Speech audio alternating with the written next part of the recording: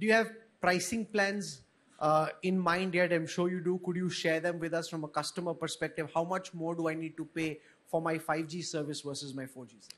Well, for the industrial use cases, I think pricing will not be so relevant. It will be really solution-oriented, and you will price it for solutions. People will take on industrial level, enterprise level, and those programs are very different. If your question is, what will it mean for you as a customer or everybody else here? I think not a meaningful change. You will consume more data, therefore you'll end up paying a little bit more. And frankly, if India has to be a digital nation, you need healthy telecom companies. They are the backbone, the spine of the digital connectivity.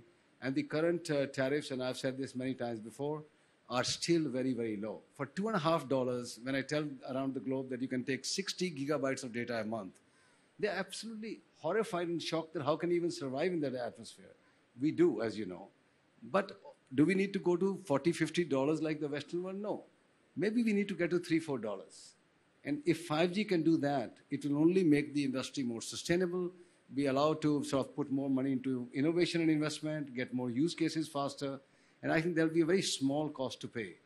Distributed costs for over 1 billion people, paying $1, $1.50 at the upper end to make this industry more stable. Can I play devil's advocate for a moment and ask you, while it's true that the average revenue per user in India is much lower than internationally, the fear is that now that there are only 3 operators left, could we be entering a situation in the 5G era where because of cartelization or group action, customers have to pay much more than they've got used to?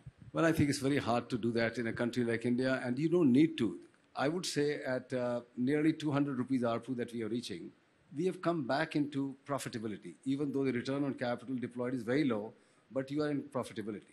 So if you get another $1, I think that will do the job. That's all you need. And even in that, you will have a pack of 100 rupees at the low end. So a common man can just pay 100 rupees on 5G and still be connected and have a reasonable amount of data. But people like many of them sitting here can pay 500 rupees.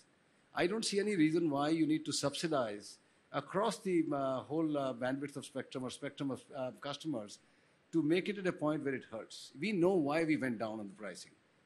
6 years back, the average revenue was 240 rupees. We are below that 6 years later in real terms, not in nominal terms, which is odd. Costs have gone up, diesel has gone up, electricity has gone up, equipment has gone up, dollar is at 80 rupees now. So everything is against the industry's cost structure, yet we are not even at the same pricing as we were 6 years back.